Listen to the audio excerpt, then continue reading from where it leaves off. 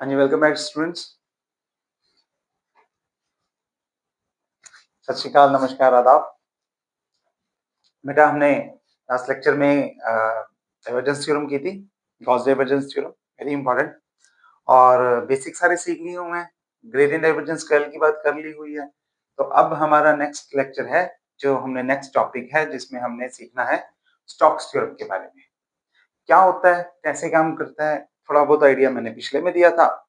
और बस अगर पिछले पॉइंट्स आपको क्लियर हैं तो ये वाला टॉपिक समझो हो गया, ये भी आराम से हो गया, हलवा है ये तो। ठीक है, तो चलो शुरू करते हैं बातचीत करनी। तो कुछ कुछ हिंट्स मैंने दे दिए थे। अगर आपने पिछला लेक्चर या क्लासेस नहीं देखी हैं जिसमें physical meaning of divergence and Gauss divergence theorem and physical meaning of curl, ये वाली चीजें अगर नहीं देखी हैं तो पहले वो देखो, ताकि ये बिल्कुल आसान हो जाए। ठीक है, फिर ये अपने आप भी हो जाएगा। चलो, पर लेकिन अगर इस लेक्चर पे भी फोकस करोगे तो ये समझ तो आ ही जाएगा, समझा तो देंगे, ऐसे नहीं है कि समझ नहीं आएगा। तो बड़ा आसान है। देखो, एक वेक्टर फील्ड लो, ठीक है, और गॉस डाइवर्जेंस थ्योरम में हम क्या करते थे, सरफेस इंटीग्रल लेते थे, इसमें क्या लेंगे, लाइन इंटीग्रल लेंगे, बताया था पहले भी। ठीक, और लाइन को क्लोज करेंगे तो ये हो जाएगा line integral of any vector field over any closed curve. ठीक है, और ये क्लोज्ड कर्व जब लाइन क्लोज करोगे तो कुछ ना कुछ क्या करेगा, वो सरफेस ऑक्यूपाई, है ना। बताया था लाइन को क्लोज करते हो तो surface enclosed by that curve, this is the surface enclosed by that curve। और सरफेस क्लोज करते हो तो volume enclosed by the surface, ऐसे होता है। और पिछले में डाइवर्जेंस आया था, इसमें क्या आएगा, इसमें कर्ल आएगा, curl of the vector field का open surface integral. This is your Stokes theorem, similar to Gauss divergence. बिल्कुल वैसा ही प्रूफ करेंगे हम, बिल्कुल सिमिलर सा है, बस बेसिक समझना है। So what is Stokes theorem? Stokes theorem states that the line integral of a vector field, the closed line of integral of a vector field is equal to, is given by the surface integral of the curl of that vector field। ठीक है, and the surface must be enclosed by that curve। तो ये जो surface आएगा ये इस curve से enclose होना चाहिए। ठीक है, तो प्रूफ कर लेते हैं। प्रूफ में कुछ है नहीं, प्रूफ में एक चीज आपको ध्यान होगी कि जब हमने जो फिजिकल इंटरप्रिटेशन ऑफ कर्ल किया था उसमें क्या लिखा था कि फिजिकल इंटरप्रिटेशन ऑफ कर्ल में हमने लिखा था curl is given by the close line integral per unit area, you can say. अगर ऐसे नहीं, यहां नहीं लिखना तो वहां लिख लो सामने, डॉट प्रोडक्ट विद एरिया। ठीक है, स्मॉल एरिया लेके dx dy एजेस वाला स्मॉल एरिया लेके हमने ये काम किया था। तो अगर आप इसमें और इसमें फर्क देखोगे तो क्या है, मेजर डिफरेंस है कि यहाँ पे सरफेस इंटीग्रल है और यहाँ पे सरफेस एरिया के साथ मल्टीप्लीकेशन है। तो हमने इस मल्टीप्लीकेशन से इंटीग्रल तक पहुंचना है। ठीक है, ओके, तो ये हम कर चुके हैं एक बार। और तरीका आपको, जिन बच्चों को पिछला लेक्चर क्लियर है, पढ़ लिया, उन्होंने एक बार लिख के देख लिया, उन्हें अब तक समझ में भी आ गया होगा कि हम क्या करेंगे। जैसे पिछले में एक पैरेललोग्राम लिया था, ओपन वॉल्यूम क्लोज सरफेस, यहाँ पे एक सर्कल सा बना लेंगे, रिंग सा बना लेंगे, कोई टू डायमेंशनल शेप बना लेंगे जिसमें क्लोज लाइन है और ओपन सरफेस है। ठीक है, तो इसे मान लो हम क्लोज कर्व सी बोल देते हैं, जिसमें ऐसे जो है वो फील्ड ऐसे मोशन है उसका, इस तरह से डायरेक्शन हो गई। ठीक, अब क्या करो, हमें क्या निकालना है, हमें निकालना है total integral of this vector field over this closed curve C, ये निकालना है। ठीक है, कोई बात नहीं, ओके। तो अब हम क्या करते हैं, अब हम इसे डिवाइड कर देते हैं दो पार्ट्स में। For instance let's divide it into two parts, A B. A B line जो है ये दो पार्ट्स में डिवाइड कर रही है, ऐसे डिवाइड कर रही है। तो ये जो यहां से वेक्टर फील्ड ऐसे जा रहा है, ये इस तरफ से चला गया और ये एक कर्व हो गई C1, C1 कैसे हो गई, ऐसे, ठीक है। और दूसरी कर्व कैसे हुई, दूसरी कर्व में ऐसे जा रहा है फील्ड और ये यहाँ पे मुड़ेगा, इधर आएगा और ये फील्ड हो गई C2 जिसमें क्या है, ऐसे, ठीक है। ये दूसरी कर्व है। तो ये दो कर्व्स बन गई जो हमने एक पार्टीशनिंग की, उस पार्टीशनिंग से यहाँ पे दो कर्व्स बन गए। और उन दो कर्व्स में देखो कि एक में ये वैल्यू ऊपर जा रही है, डायरेक्शन ऊपर है, और दूसरी में ये नीचे है। तो जैसे उसमें हमने बोला था flux entering in the third element is equal to flux leaving the second element. तो एक से जो निकल रहा है वो अगले में जा रहा है, ठीक है, और उससे जो निकलेगा वो उससे अगले में जाएगा। ऐसे ही यहाँ पे डिवीजन की हमने, तो यहाँ पे एक पॉजिटिव एक नेगेटिव, तो हम इसे टोटल लिखेंगे कि टोटल जो फ्लक्स है यहाँ पे, जो टोटल लाइन इंटीग्रल है वो कितना हो जाएगा, a डॉट dl जितना C1 पे है प्लस a डॉट dl जितना C2 पे है, C2 पे है, टोटल होगा। सिंपल पॉइंट है, कोई मुश्किल वाला काम नहीं है। ओके, ऐसे भी तो कर सकते हैं हम, इसे और डिवाइड भी तो कर सकते हैं, फर्दर डिवाइड कर देते हैं। तो मान लो अब ये है, इसमें मैंने ये लाइन ड्रॉ की, उसने ये सरफेस बना दिया। अगर मैं ऐसे भी ड्रॉ कर दूं, ऐसे ऐसे ऐसे ऐसे, हम कितनी भी डिविजन्स कर सकते हैं इसकी, है ना। और ये भी डिवीजन है, ये ऐसे भी कर सकते हैं, इसमें भी कर सकते हैं, इसमें भी कर सकते हैं, तो हम कितनी ही डिवीजन कर लें। So let us divide the whole curve into n simple close curves, ठीक है, n कर्व्स में तोड़ लेते हैं। तो अब इसमें हर कर्व में वो फॉलो होगा कि अगर इसमें ऐसे जा रहा है तो इसका ऑपोजिट देखो, इसमें ऐसे जाएगा, और इसमें अगर ऐसे जा रहा है तो यहां से ये इसका ऑपोजिट ऐसे जाएगा। सो एक में जिस डायरेक्शन में जा रहा है अंदर, और उसके ऑपोजिट डायरेक्शन में दूसरे वाले का, साथ वाले का वैल्यू मिल रहा होगा, और ऐसे ही ये ऊपर तो ये नीचे।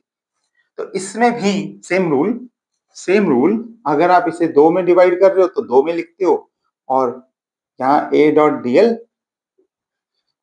जो है आप लिख सकते हो कि ये समेशन ऑफ n कर्व्स है, ठीक है, n कर्व्स है, जिसमें a डॉट dl हम किस पे देख रहे हैं, cn कर्व पे, cn कर्व, ठीक है, cn कर्व, और n कर्व्स है टोटल, ये हो जाएगा, ठीक है। अब सेकंड पॉइंट के जो n कर्व्स में छोटे छोटे छोटे पार्ट्स में हमने इसे डिवाइड करके उसे डाला है, वो एक सरफेस इंक्लोज कर रही है।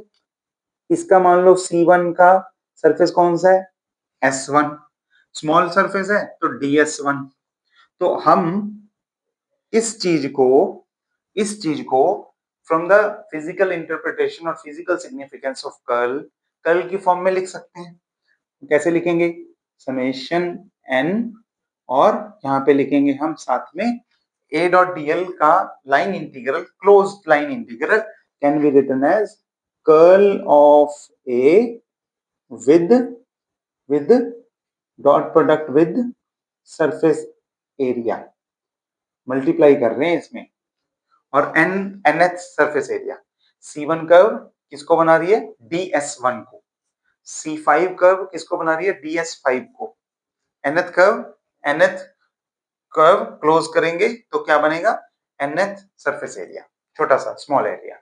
इसकी लिमिट क्या है, इसकी लिमिट क्या है, और लिमिट इसकी जैसे ही हम भरेंगे summation n limit ds approaches to और dsn अप्रोचेस टू 0, ये क्या बन जाएगी चीज, ये बन जाएगी इंटीग्रल, क्योंकि समेशन जो है वो डिस्क्रीट को दिखाता है और इंटीग्रल जो है वो कंटिन्यूअस को।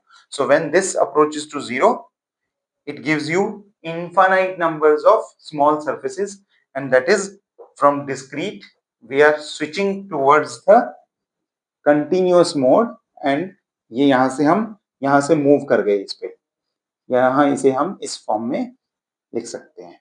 और यही है हमारी हमारी अपनी स्टोक्स थ्योरम जो ही हमें प्रूव करनी थी, that this line integral over a closed surface is equal to this part. That's it, इतना ही था।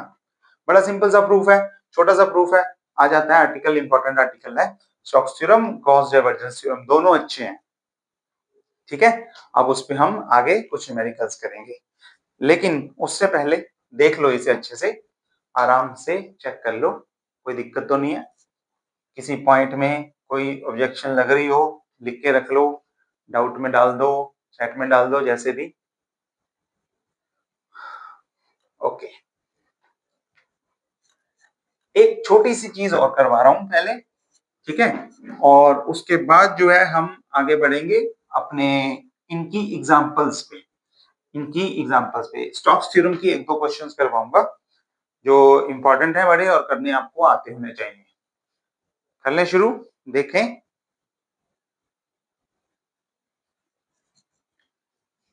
ठीक है, चलो, तो दूसरी थ्योरम देखते हैं। पहले मैं गॉस डाइवर्जेंस थ्योरम लिख देता हूं एक बार फिर से आपको याद करवाने के लिए। और गॉस डाइवर्जेंस में हमने क्या सीखा था? हमने सीखा था किसी भी एक वेक्टर फील्ड का सरफेस इंटीग्रल, और कैसा? Closed, closed surface integral is equal to, close open में भी चलता है वैसे, यहाँ पे क्या होगा? Close surface integral is equal to volume integral of divergence of that field, है ना। तो ये हमने सीखा था। अब इसी की आगे एक्सटेंशन है, that is known as Green's theorem. Maths में भी आती है, ये सारी चीजें आपको मैथ्स में भी आएंगी, क्योंकि हम वेक्टर कैलकुलस पढ़ रहे हैं, मैथमेटिक्स ही पढ़ रहे हैं, जो हमें बार बार आगे काम आने वाली है ना। तो इसमें हम ग्रीन्स थ्योरम में क्या है, ए वेक्टर को हम एक स्पेशल फील्ड ले लेते हैं, which is psi del phi minus phi del psi, ठीक है। ये वाला फील्ड ले लेते हैं, स्पेशल फील्ड है। फाई और जाई क्या है? कोई भी दो स्केलर फील्ड, स्केलर फील्ड है। तो अगर आप स्केलर फील्ड पे ग्रेडियंट लगाओगे तो क्या बन जाएगा? वेक्टर बन जाएगा। वेक्टर को स्केलर से मल्टीप्लाई करोगे, वेक्टर ही रहेगा। और माइनस यहाँ पे स्केलर का ग्रेडियंट वेक्टर, और वेक्टर से मल्टीप्लाई स्केलर, एक वेक्टर ही है। वेक्टर माइनस वेक्टर, वेक्टर ही है। So this A is a vector quantity. और हमने क्या निकालना है? हमने निकालना है इस क्वांटिटी का psi del phi minus phi del psi, इसका सरफेस इंटीग्रल निकालना है, ठीक है। Is equal to what? तो बड़ा सिंपल है, सरफेस इंटीग्रल हम क्या लेंगे? Is equal to divergence of volume integral. तो is equal to divergence of volume integral. मैं यहाँ पे इसका निकालता हूं डाइवर्जेंस ए का। तो ये क्या होगा? डेल डॉट, ऊपर नहीं लिखा मैंने, ऊपर थ्योरम लिखूंगा, नीचे से पहले प्रूव कर लेते हैं कि इसका डाइवर्जेंस है किसके इक्वल, और फिर लिख देंगे बस। वैसे आपको देख के आइडिया हो जाएगा, मैं बताता हूँ। देखो, डेल जो है वो इस पे जाएगा, फिर इस पे जाएगा, प्रोडक्ट रूल डिफरेंशिएशन वाला, सिंपल। तो ये हो जाएगा डेल फाई पॉजिटिव में, और जब दूसरे पे ऐसे डेल साई बनेगा नेगेटिव में, वो दोनों टर्म्स कट जाएंगी, बाकी दोनों टर्म्स बच जाएंगी। यही होने वाला है, एक बार देख लेते हैं। तो ये हो जाएगा जाई बाहर, डेल डॉट डेल फाई यानी कि डेल स्क्वायर फाई, ठीक है। और फिर अब डेल लगेगा साई पे, प्लस डेल लगेगा साई पे, और डेल फाई रहेगा वैसा का वैसा, ठीक है। हो गया, प्रोडक्ट रूल लगाया, सिंपल। उसके बाद माइनस लगा दो, माइनस में करो फाई बाहर, और ये हो जाएगा डेल डॉट डेल साई यानी कि डेल स्क्वायर साई। और मैं माइनस में दूसरी टर्म लिखता हूं, उसमें फाई बाहर आएगा, नहीं, फाई डेल के साथ आएगा, और डेल साई अलग से बचेगा। तो वो मैं लिख रहा हूं minus del phi dot del psi. और ये दोनों टर्म्स आप देख रहे हो सेम है, क्योंकि dot product is commutative, A dot B is equal to B dot A. तो यहाँ पे ये दोनों कट जाएंगे और ये दोनों बच जाएंगे। तो यहाँ पे मैं लिख देता हूं ऊपर psi del square phi minus phi del square psi into dv. ठीक है, ये हो जाएगा। That's it. अगर आप इसे देखोगे तो this is known as Green's theorem, this is known as Green's theorem. बस इतना ही है, सिंपल सा गॉस डाइवर्जेंस थ्योरम का एक्सटेंशन है। चल बस खत्म हुआ।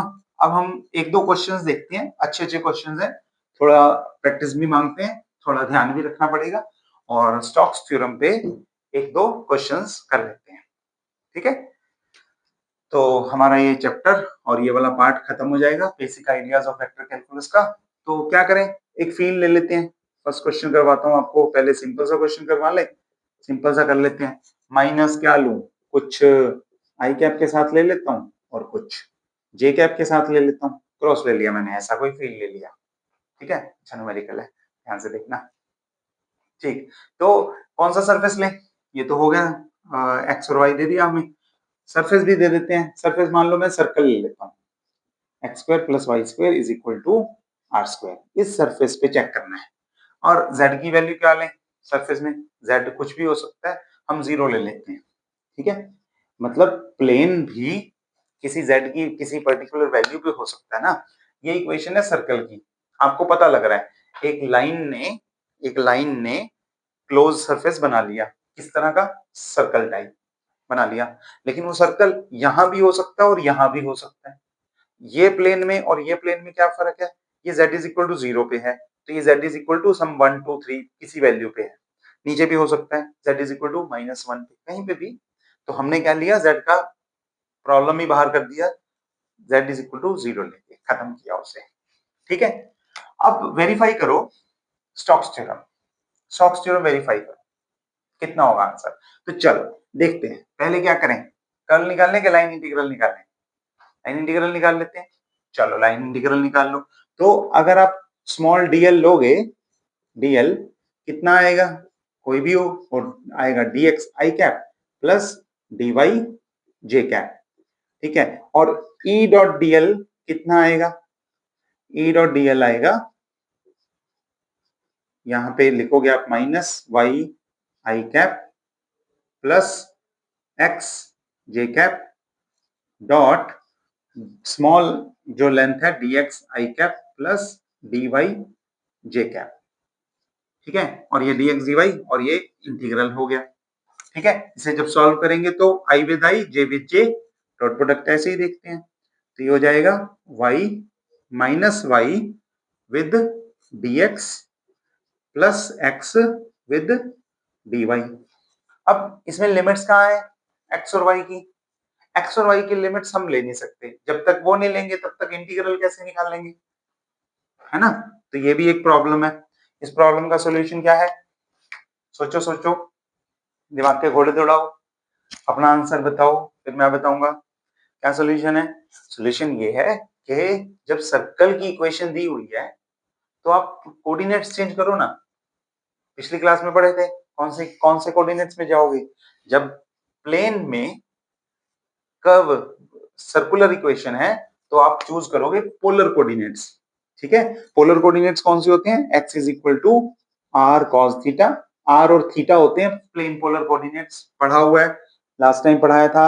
y इज इक्वल टू होता है आर साइन थीटा। ठीक है, आर साइन थीटा, dx कितना होगा, dx होगा minus r sine theta d theta, और dy कितना होगा, dy होगा plus r cos theta d theta.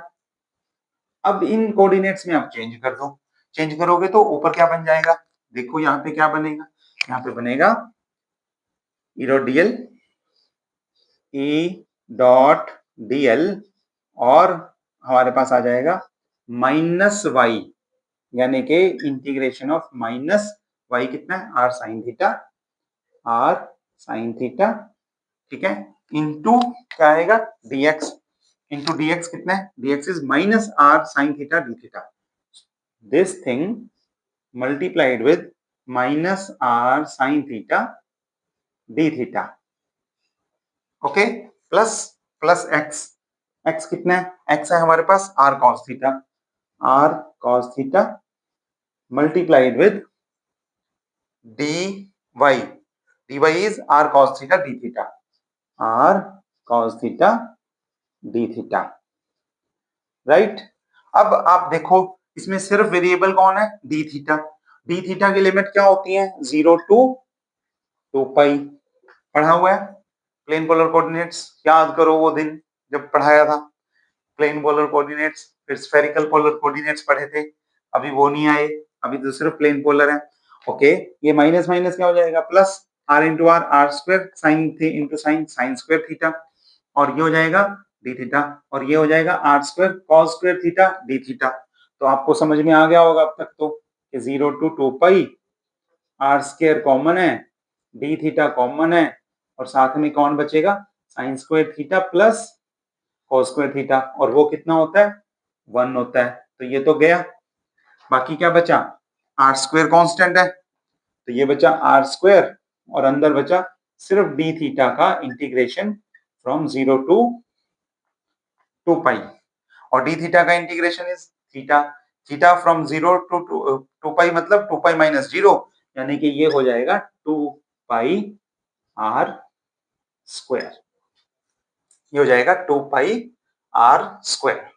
तो हमारे पास एक चीज आ गई, कौन सी चीज आई, हमारे पास आ गया जो E डॉट डीएल है, E डॉट डीएल वो कितना आ गया, वो आ गया हमारे पास 2 पाई आर स्क्वायर, राइट। देख लो, कोई डाउट तो नहीं है, किसी तरह की कोई दिक्कत ना हो। ओके, चलो तो दूसरी तरफ से देखते हैं, किसके इक्वल होना चाहिए, del cross E dot d S के। तो पहले डेल क्रॉस ई निकालो, del cross E, del cross कैसे निकालते हो, I cap J cap K cap, है ना, और ये हो जाएगा curl by curl x, curl by curl y, curl by curl z, और ई कितना है, माइनस वाई, यहाँ पे माइनस वाई, यहाँ पे एक्स, यहाँ पे 0, ठीक है। आई के विद रिस्पेक्ट टू देखो, आई बाहर निकालोगे तो दिस इंटू दिस 0 आ जाएगा, दिस का दिस, एक्स का derivative with respect to z 0 आ जाएगा, तो आई का कोएफिशिएंट आएगा 0, माइनस जे का कोएफिशिएंट आएगा x विद 0 और y with z 0, plus k का कोएफिशिएंट आएगा, ये नॉन जीरो होना चाहिए, करली x विद x 1, और करली x with y with y minus लगा के y with minus y minus 1, यानी कि प्लस 1 हो जाएगा। तो ये हो जाएगा हमारे पास 2 k कैप, 2 k कैप, ठीक है। ये क्या आया, क्रॉस प्रोडक्ट, कर्ल, कर्ल आ गया, कर्ल आ गया इतना, साथ में क्या चाहिए, डीएस सरफेस एरिया। अब इसका सरफेस एरिया कितना है आपको पता है, सर्कल की इक्वेशन है, सर्कल का एरिया कितना होता है, पाई आर स्क्वायर, और वेक्टर की एरिया, वेक्टर की डायरेक्शन क्या होती है, परपेंडिकुलर, तो यानी कि एक्स वाई के परपेंडिकुलर कौन है, ए कैप। तो हमारे पास डीएस जो वेक्टर है वो कितना है, पाई आर स्क्वायर के कैप, ठीक है। आर कांस्टेंट है, ध्यान रखना, इसमें भी कोई ऐसा वेरिएबल नहीं आया तो इंटीग्रेशन नहीं हो रही, सीधा सीधा इंटीग्रेशन से मतलब कर्ल ये बाहर चला गया इंटीग्रल से, और सरफेस इंटीग्रल इसका लिया तो कितना आ गया, pi r square K cap, dot product लोगे तो क्या आ जाएगा, del cross E dot ds surface integral जब लोगे तो कितना आ जाएगा, 2 इंटू पाई आर स्क्वायर, क्योंकि के कैप 1 होता है, तो ये हो गया 2 पाई आर स्क्वायर, और यही तो ऊपर वाला था, हो गया ना, यानी कि ये क्या हो गया, रिजल्ट आ गया कि Stokes theorem is verified, surface integral of curl is equal to line integral of vector. देख लो, चेक कर लो, किसी तरह का कोई डाउट मत रखना मन में, ठीक है। ओके, चलो एक बार और करते हैं, एक बार और करते हैं, और थोड़ा सा कॉम्प्लिकेट करता हूं इसे, ठीक है, देखते हैं। तो मैं यहाँ पे क्या कर रहा हूं, अब फील्ड में मैं x और y यहाँ पे ले लेता हूँ, x और यहाँ पे ले लेता हूँ y, और साथ में ले लेता हूं मैं x एक, ठीक है। ये तो हो गया, ये तो आसान है, लेकिन दूसरी वाली चीज थोड़ी सी मुश्किल होगी, इसे मुश्किल ऐसे नहीं करेंगे हम क्या कर रहे हैं अब, हम लेंगे यहाँ पे जो सर्कल लिया था हमने, बड़ा आसान हो गया था काम, उसकी जगह कोई और सरफेस। कौन सा सरफेस लें? हम रेक्टेंगल ले लेते हैं, एक रेक्टेंगल कह लो या स्क्वायर कह लो, स्क्वायर ले लेते हैं, थोड़ा और बहुत ज्यादा भी मुश्किल ना रहे। चलो ठीक है, यहाँ पे फर्क पड़ेगा थोड़ा सा, और ये चीज हमें दोबारा नहीं लिखनी पड़ेगी, तो हम ये ले लेते हैं, ठीक है। और ये हो गया यहाँ पे। चल, तो रेक्टेंगल ले लेते हैं सेम प्लेन में, एक्स वाई में। ये लो, ये हो गया एक्स, ये हो गया वाई, और ये हो गया रेक्टेंगल या स्क्वायर। इसमें लिमिट्स 0 टू ए है एक्स की लिमिट, और 0 टू ए ही है वाई की लिमिट। ये ए और ये भी ए, ठीक है। अब नाम दे लेते हैं, इसे मैं नाम दे देता हूँ ए, इसे नाम दे देता हूँ बी, इसे नाम दे देता हूँ सी। यहां से यहां जाएगा, यहां से यहां, यहां से यहां, और यहां से यहां, ठीक है। हो गया, लिमिट्स भी मिल गई, वैल्यूज भी मिल गई, काम खत्म करते हैं अब। चलो, तो पहले वो निकल रहा है, निकला हुआ है, उसे ही निकाल लेते हैं। यहाँ पे हम आई कैप की जगह क्या भरेंगे? एक्स स्क्वायर, और इसकी जगह भरेंगे एक्स वाई, और इसकी जगह भरेंगे 0। 0 में आई कैप के साथ फिर से आई कैप के साथ आ जाएगा 0 माइनस 0, ठीक है। माइनस जे कैप के साथ आ जाएगा 0 माइनस 0, और प्लस के कैप के साथ आ जाएगा वैल्यू जो भी आएगी, क्या आएगी? के कैप के साथ इसका derivative with respect to x कितना होगा? y, माइनस इसका derivative with respect to y 0, यानी कि ये आ गया हमारे पास y के कैप, ठीक है। अब देखो सरफेस इंटीग्रल, इसका सरफेस एरिया कितना है? इसका सरफेस एरिया होता है लेंथ इंटू ब्रेथ, यानी कि x इंटू वाई, ठीक है। अगर स्मॉल लेंगे तो dx इंटू डी वाई, हम इसका ऐसे लेंगे ना, dx dy के कैप क्यों? क्योंकि एक्स वाई के परपेंडिकुलर के वेक्टर है और जेड वेक्टर है, और dx dy क्योंकि स्मॉल इंटीग्रल लेना है, स्मॉल सरफेस एरिया। अब आप टोटल निकालोगे कि कर्ल का क्या करोगे? सरफेस इंटीग्रल निकालोगे दिस, तो वो कितना आ जाएगा? डबल इंटीग्रेशन ऑफ y के कैप विद के कैप इज 1 dx dy, और x कहां से कहां वेरी करता है? 0 टू a, और y कहां से कहां है? 0 टू a। तो अब इसे अलग अलग कर लो, 0 टू a dx का इंटीग्रेशन, और 0 टू a y का इंटीग्रेशन। y का इंटीग्रेशन होगा y स्क्वायर बाय 2, और dx का इंटीग्रेशन 1 का इंटीग्रेशन होगा x के लिमिट्स हैं 0 टू a, y की लिमिट्स हैं 0 टू a, पुट कर दोगे तो ये आ जाएगा a into A square by 2, यानी कि a क्यूब बाय 2। तो हमने एक चीज निकाल ली बड़े आराम से, बड़े प्यार से, सिंपली क्रॉस प्रोडक्ट लिया, इंटीग्रल लिया, हो गया। ध्यान रखना, इसमें हमने स्मॉल इंटीग्रल लिया था और उसमें कोई कांस्टेंट नहीं था, ये x भी वेरी कर रहा है और y भी वेरी कर रहा है, तो ये वाला फैक्टर इंटीग्रेशन के अंदर गया और इंटीग्रेशन हुई है उसकी, तब रिजल्ट आया। पिछले वाला केस में जो डेल क्रॉस ई था वो भी कांस्टेंट था, 2 लिखा हुआ था ना, तो कोई इंटीग्रल के लिए है ही नहीं कुछ, और जो दूसरा एरिया था वो भी कांस्टेंट था पाई आर स्क्वायर, तो उसमें थोड़ा सा लगता है, ये थोड़ा नेक्स्ट लेवल है, ठीक है। चलो, तो अब निकालते हैं दूसरी चीज क्या है? Closed surface integral, line integral. तो ई डॉट डीएल निकालना है हमें। ई डॉट डीएल में आप क्या करोगे? इसको 4 पार्ट्स में तोड़ लोगे। कौन सा क्लोज सरफेस लाइन है? O A B C. इसको 4 पार्ट्स में तोड़ोगे, ओ ए में E dot dl plus A B में E dot dl plus B C और प्लस सी ए, तो प्लस बी सी पे और प्लस C2 O, सॉरी, यहां पे, ठीक है। तो 4 लाइन के विद रिस्पेक्ट टू इंटीग्रल निकलेगा, उसमें हमें देखना है क्या क्या हो रहा है। चेक कर लो, देख लो, ठीक है, कोई दिक्कत वाली बात नहीं है। ओके, तो अब क्या होगा? ओ ए पे देखते हैं। ओ ए में ओ टू ए कौन वेरी कर रहा है? एक्स, यानी कि स्मॉल अगर इंटीग्रेशन लेंगे हम तो एक्स में लेंगे, तो ये हो जाएगा ई डॉट डीएल। और डीएल की वैल्यू अगर आप एक्स एक्सिस के अलोंग जाओगे तो होगी डी एक्स आई कैप, अगर आप वाई एक्सिस के अलोंग जाओगे तो होगी डी वाई जे कैप, अगर आप एक्स में वापस आओगे तो होगी minus D x I cap, और वाई में वापस आओगे तो होगी माइनस डी वाई जे कैप। पहली चीज तो ये है, डीएल आपको निकालना आता होना चाहिए कि कौन से वाला ले रहे हैं।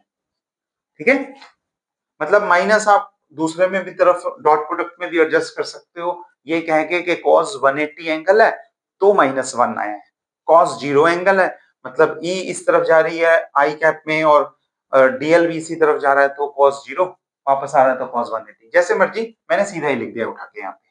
ठीक है, तो आप डॉट प्रोडक्ट देखो ओए में ई डॉट डीएल, ई कितना है x into x I cap plus y J cap, इसका आप डॉट प्रोडक्ट लोगे x square I cap plus x y J cap dot product with कितना होगा डी एक्स आई कैप। ठीक है, मैं सिर्फ अभी पहला फैक्टर निकाल रहा हूं ओ ए वाला, ओ ए वाला।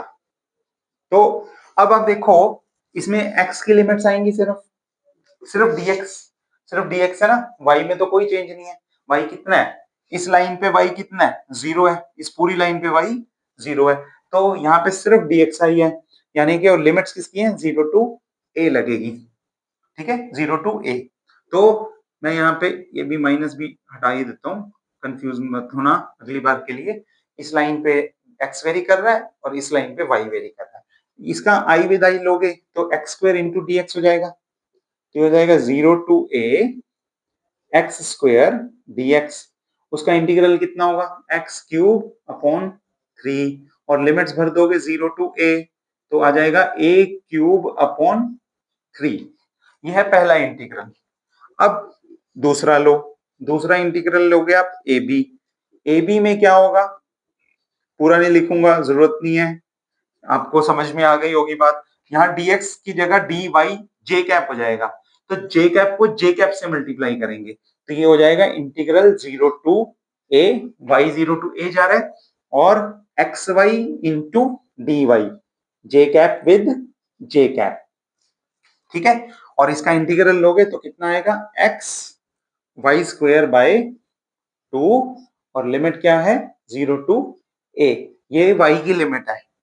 x की वैल्यू क्या है वो ध्यान देने वाली बात है, अगर आप इस पॉइंट पे जाओगे तो x की वैल्यू a है, 0 नहीं लेनी, a है, तो यहाँ पे a हो गया x और a हो गया y, a स्क्वायर बाय 2 यानी कि ये आ गया a क्यूब बाय 2।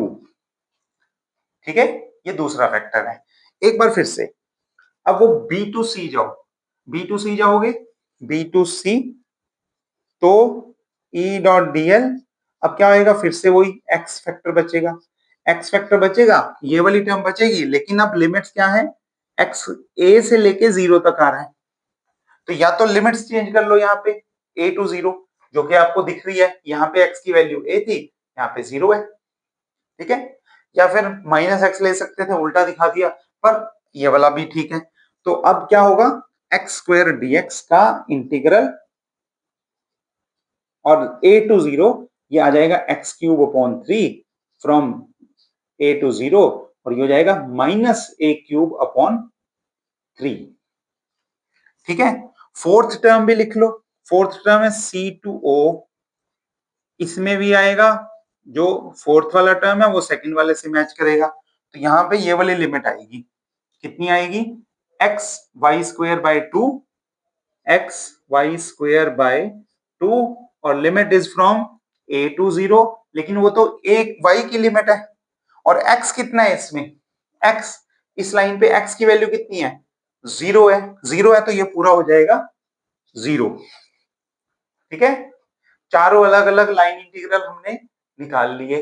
अब आपके सामने है रिजल्ट, चारों का करना है टोटल, टोटल में a cube by 3 plus a cube by 2 minus a cube by 3 plus 0, तो ये दोनों कट जाएंगे और ये क्या बचेगा, सिर्फ a क्यूब बाय 2। तो टोटल लाइन इंटीग्रल हमारे पास आया, टोटल लाइन इंटीग्रल हमारे पास आया a cube by 2, a cube by 2। और वहां से कितना आया था, a क्यूब बाय 2, यानी कि स्टोक्स थ्योरम वेरीफाइड। ठीक है, इस तरह से ये क्वेश्चंस आपको मैथ्स में भी थोड़ा तंग करते होंगे, पर अगर ध्यान से देखोगे तो बड़े आसान है, आराम से होने वाले हैं, समझ में भी आने वाले हैं। यहाँ तक चेक कर लो, कोई दिक्कत है तो पूछ लो, दिक्कत होनी ही, वैसे ऐसे कैसे हो जाएगी हमारे होते। ठीक है चलो, तो इतना पढ़ के आना, अच्छे से करके आना। This completes our chapter basic ideas of vector calculus. कोई डाउट है भेज देना, सॉल्व कर लेंगे, डाउट सेशन में करवा दूंगा। और फिर हम अब अगला चैप्टर शुरू करेंगे अगली क्लास में, इलेक्ट्रिसिटी के बारे में बात करेंगे, इलेक्ट्रोस्टैटिक्स के बारे में बात करेंगे। एक बार आप ऐसे पहले पिछली क्लासेस में पढ़ चुके हो, एक बार और सीखेंगे अच्छे से ध्यान से। तब तक के लिए हम मिलते हैं अगली क्लास में, तब तक के लिए आप पढ़ते रहो और अपनी सेहत का ध्यान रखो। See you in the next time.